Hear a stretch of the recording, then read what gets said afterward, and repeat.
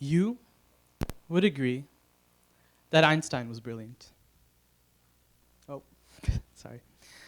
You may even venture to say that Steve Jobs was brilliant. In fact, in our collective social conscience, there's a whole slew of people we consider brilliant. In the modern era, popular culture often depicts scientists and engineers as these brilliant people who can solve some of the world's biggest problems. We elevate people like Einstein and Elon Musk to near demigod status. In fact, brilliance is our era's most valuable commodity. But when you look at these pictures, it's hard not to miss a very prominent pattern. They're all white men. What we as an American society have been celebrating and worshiping is white male brilliance. Now, I'm not saying this to diminish their achievements in any way. I'm simply pointing out a fundamental flaw in the institutions of science, technology, engineering, and math. And this pattern can be found outside of popular culture. Just take a look at the type of people who win the Nobel Prize every year in the sciences. Now, beyond just the discussion of equality, the problem of innovation and scientific discovery being dominated by white male brilliance has some real tangible problems. So for example, think of any large tech company here in America. Who are their customers? Are all of them American?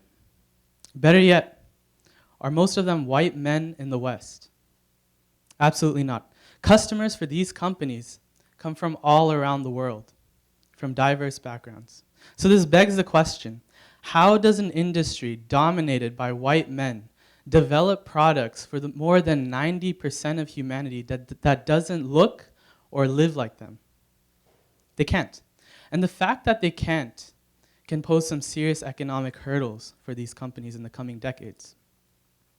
A tech company with low diversity will have a smaller range of design options. The constraints on these designs will not be properly interpreted. They'll be unable to design for an international customer base, or this nation's melting pot, or even our handicapped. The most elegant solution will not be achieved. Now, this cost for the companies, it's an opportunity cost. It's measured in design options not considered, in needs unmet, and hence unsatisfied. These costs are difficult to measure, but they're still very real, very important, and very expensive. William Wurst, president of the National Academy of Engineering, he said this back in 1998. Now, in the year of 2016, analysts in the United Kingdom found that the gender gap alone cost the IT industry in that country $4 billion annually. And that's just the IT industry. So it's apparent we need a new form of brilliance. We need a brilliance that can develop products for a diverse global market and create services that people outside of the West would actually use. We need the brilliance of people of color in this country. We need the brilliance of women in this country. And it's not like this brilliance doesn't already exist. It's just that this brilliance is oppressed. It's chained up and weighed down, waiting to be liberated. Now, the process of this liberation began back in the 20th century with the creation of affirmative action admissions programs in colleges and universities across this country.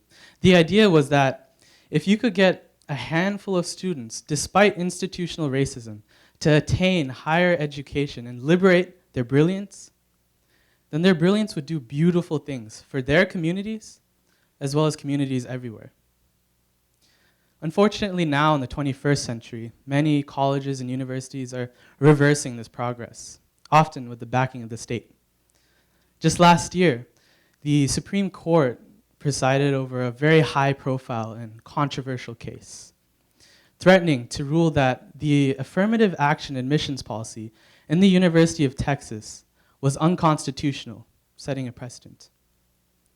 Among his many comments, the recently deceased Justice Scalia said something that got a lot of flack, this time from the scientific community. He said that Because of affirmative action, we have fewer black physicians, scientists, and engineers than we would have otherwise. And he continues and starts to sound eerily of segregationist policy when he said, quote, "It does not benefit African American students to get them into the University of Texas where they do not do well, as opposed to having them go to a lesser school, a slower track school." Now, 2,463 brilliant physicists and astrophysicists thought that this was absolutely ridiculous. They wrote an open letter disproving any possible reason that Scalia or the like-minded could have for thinking that somehow students of color, and specifically black students, would benefit from going to lesser schools. The most important assertion they made was that a gap in academic credentials does not pose a serious disadvantage to minority students in STEM classrooms. Science and engineering are not endeavors that depend on one's academic credentials or what high school you went to. A good scientist and engineer does good science and engineering. The reason that despite affirmative action, minority students continue to represent only a small fraction of the STEM fields is that completion rates of these majors are low. Even if you got, let's say, 45 students to be interested in a core STEM major as a first year, only 36% of them will actually graduate with that major. Now, that was a really specific statistic to just drop like that, so let me provide some context. In the fall of 2012, here at Occidental College, the new cohort of 492 first years were put into Thorne Hall during orientation and were given a survey asking, what major are you interested in? Of the 492, only 110 indicated that they were interested in a core STEM major. And what I mean by core STEM, by the way, is chemistry, math, biophysics, something like that. Now, that's a small number, but for a small liberal arts college like Occidental, it's a decent handful. But of those 110, only 45 were students of color. Now, fast forward to a month from now, during the graduation ceremony of the class of 2016. Of those 45 students, only 16, or 36%, will be matriculating with the same intended major. Now, some of you must be asking, what millennial actually knows what they're going to graduate with 4 years from now?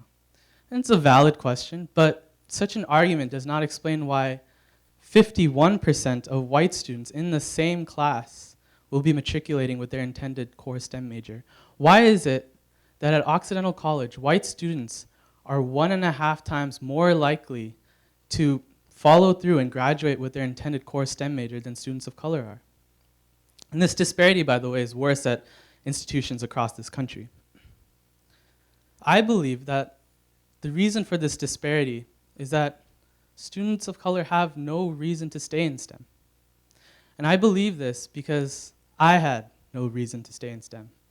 As a first year, I had no mentor, I had no role model that looked like me or came from the same background as me. As a high school student, I didn't have the money to participate in expensive science or hands-on research programs that statistically my white middle-class peers are more likely to have had access to. So for me, and many other students of color, especially from low-income backgrounds, my only interaction with STEM was in the classroom.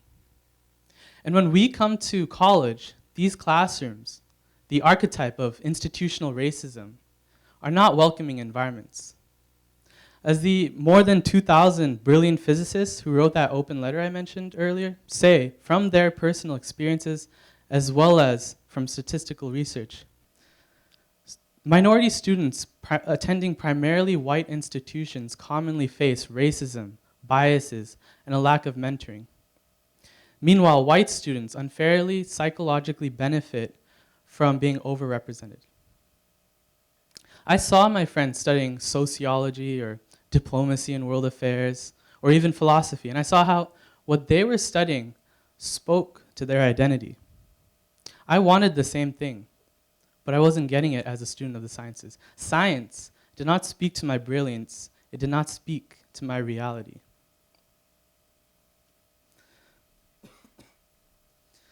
Luckily, for once, I followed my mom's advice, and I emailed more than 25 professors in universities close to home, and one of them at UCSF replied. He gave me the opportunity to volunteer and work in his research lab, and even paid for my travel expenses.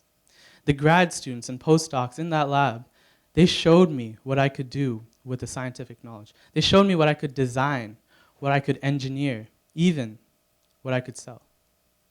I was given a rare and precious opportunity that most minority students aren't often given or even told about. That summer is the reason that I'm still in STEM today. It gave me a reason. While the current system tries to bully and weed me and others like me out of the sciences, undergraduate research gives us a reason to stay. It nurtures our brilliance. I believe that undergrad research is the beginning to the solution of the problem of diversity in STEM. If a minority first year expresses an interest in, let's say, biochemistry, for example, get them into a biochem lab as a first year. Don't wait until they have more relevant experience as a sophomore or junior. They will already have left STEM by then. Research experience has the ability to make STEM a tangible reality for students. Regardless of the classroom environment, biology will be the power to cure disease, not just a bunch of facts to memorize and spew onto a test. Physics will be the possibility of developing renewable energy or putting a person on Mars, not a bunch of formulas to solve. By showing minority students what they can do with what they're learning and what they can design for their communities, they will be more able to bear the burden of institutional racism in STEM classrooms, and completion rates will increase. Our brilliance will be liberated.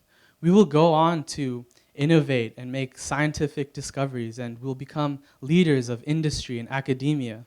Some of us, like Mae Jemison, astronaut, chemist, physician, and entrepreneur, or Sundar Pichai, CEO of Google, or Franz Cordova, current director of the National Science Foundation and an astrophysicist.